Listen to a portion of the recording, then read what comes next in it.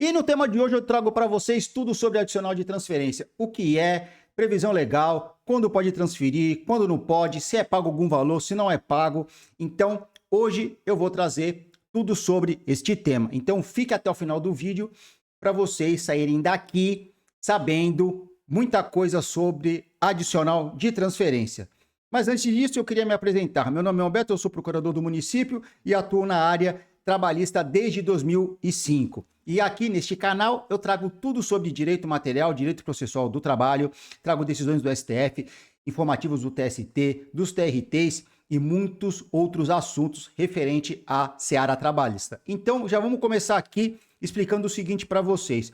O que é o adicional de transferência? Ele é um valor que é pago ao empregado quando ele muda de domicílio para trabalhar em outro local do que foi ajustado no contrato de trabalho.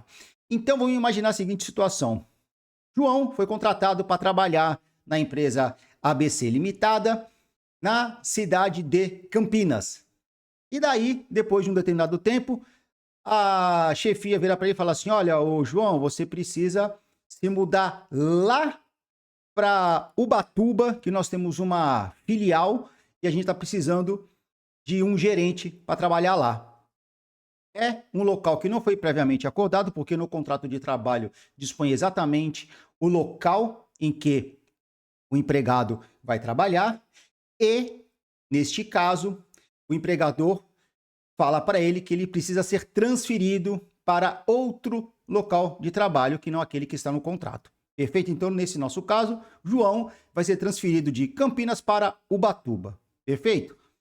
Qual a previsão legal a respeito do adicional de transferência? Vem descrito no artigo 469 da CLT, que eu vou ler para vocês. Olha só. Ao empregador é vedado transferir o empregado sem a sua anuência para localidade diversa da que resultar do contrato, não se considerando transferência a que não acarretar necessariamente a mudança do seu domicílio. Essa é a regra, que a transferência do empregado somente com a anuência dele. Perfeito? E vejam só, tem que ter a mudança do domicílio. No nosso exemplo, João foi contratado para trabalhar no município de Campinas e foi convidado a ser transferido para o município de Ubatuba. Perfeito? Pergunta que eu faço para vocês. Quando pode transferir o empregado sem a sua anuência? Nós temos 3 hipóteses descritas na CLT que dispõem sobre a transferência do empregado sem a sua anuência. A primeira delas é quando o empregado exercer cargo de confiança. Gerente, diretor, administrador, tá? Cargos de confiança. A segunda hipótese é quando houver a real necessidade do serviço. E essa condição tem que estar no contrato também. Então, você é empregado, que foi contratado por uma empresa, e constar no seu contrato de trabalho que, se houver real necessidade de serviço e essa condição estiver aí no seu contrato de trabalho ou no contrato de trabalho do seu cliente, ele pode sim ser transferido sem a sua anuência, porque a anuência ela já foi dada no contrato de trabalho. Assim que ele assina o contrato de trabalho, essa anuência ela já é feita. Perfeito? E claro, né, só voltando um pouquinho no caso daqueles que exerçam cargo de confiança, ou é inerente do cargo de confiança ter que se deslocar para outros lugares. Tanto é que ele recebe um valor a mais para exercer esse cargo. E a terceira hipótese é com relação à extinção do estabelecimento em que o trabalhador ele exercer suas atividades. Então, no caso, no exemplo que eu acabei de citar para vocês, do João que trabalhava na empresa de Campinas e foi para Ubatuba, suponhamos que ele trabalhasse em Campinas e essa unidade em Campinas dessa empresa, da ABC Limitada, tivesse sido extinta. Ele poderia assim ser transferido para qualquer parte do local, para Ubatuba, poderia ser transferido para São José dos Campos, São Bernardo dos Campos, enfim, qualquer outra unidade da empresa. Perfeito? Outra pergunta, é pago algum valor pela transferência? Sim. Em caso de necessidade de serviço, o empregador ele poderá transferir o empregado para a localidade diversa da que resultar está fixada no contrato, mas vai ficar obrigado ao quê? A fazer um pagamento suplementar nunca inferior a 25% dos salários que o empregado recebia naquela localidade, tá? Enquanto, obviamente, durar essa situação. E as despesas decorrentes dessa transferência ficam a cargo do empregador, perfeito? Diferença entre transferência provisória e transferência definitiva. Há uma grande discussão a respeito dessa situação. Essa questão não foi debatida dentro da CLT, mas o adicional ele é devido quando exista transferência provisória. Se for uma transferência definitiva, não haverá o pagamento do adicional de 25%, não inferior a 25%, perfeito? Mas a transferência provisória, na transferência provisória o adicional é devido. Se for definitiva, como eu falei a vocês, não é devido ao adicional, mas tem que pagar o quê? As despesas. Isso aí está descrito lá no artigo 470 da CLT, perfeito? Vejam só, como eu falei para vocês, a legislação ela não impõe nenhum prazo com relação ao que seja transferência provisória, mas a jurisprudência do TST, através da sua subseção 1 da SDI, ela vem considerando que a transferência definitiva é aquela mudança por tempo superior a 2 anos, tá? Ou seja, para que se caracterize a provisoriedade da transferência, deve ser adotado esse critério de tempo que seja inferior a 2 anos. Então, a transferência do empregado ocorreu por 1 ano, 1 ano e meio, é uma transferência provisória. Se ocorrer até 2 anos, também continua sendo provisória e é devido ao que? Ao adicional de transferência. Agora, ultrapassou 2 anos, aí não existe mais essa questão da provisoriedade. Aí essa transferência ela se torna definitiva. Perfeito?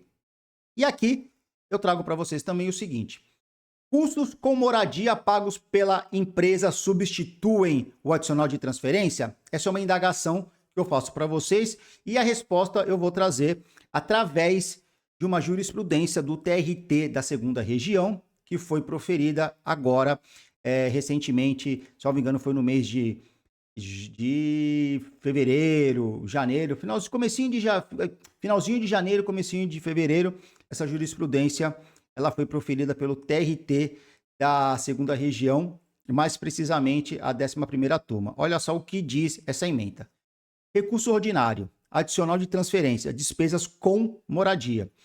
Uma vez que a transferência de local de trabalho do empregado para outro município ocorreu em caráter provisório, vejam só, em caráter provisório, o que vai acontecer? É irrelevante para fins de recebimento do adicional previsto no parágrafo 3º do artigo 469 da CLT, que a reclamada tenha se comprometido a pagar ao autor suas despesas com moradia e permanência no município para o qual fora transferido, devido ao adicional de transferência de 25%, bem como os seus reflexos, recurso do autor a que se dá provimento neste particular. Então, aqui neste caso, o que acabou acontecendo? Aconteceu o seguinte: o funcionário ele foi transferido, mas a empresa já ia arcar com os custos, não só da transferência, mas também com os custos de moradia. E ela entendeu que não haveria necessidade de pagar o adicional de 25%.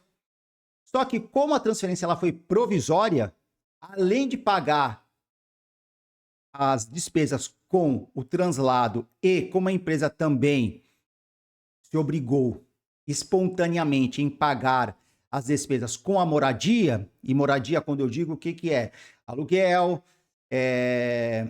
condomínio, se for no apartamento, pagar essas despesas com a moradia, isso não isenta o pagamento adicional de transferência por 25%, porque o empregado ele saiu do local que foi previamente fixado no contrato de trabalho para ele poder exercer suas atividades e, durante o contrato, ele foi convidado a ser transferido para outra localidade, ou seja, para outro domicílio, que não aquele que ficou fixado no contrato de trabalho. Então, isso por si só já gera o dever do pagamento do adicional de transferência de 25%. não inferior, né? Não inferior a 25%. Só que a empresa também se obrigou a pagar as despesas com a transferência mais a moradia do empregado. Como eu falei para vocês, aluguel, água, luz, telefone, enfim. Ela se obrigou a fazer isso. Então, neste caso, o fato de pagar a moradia do empregado, isso é irrelevante para que não seja pago o adicional de transferência. Ou seja, o que eu quero dizer com isso?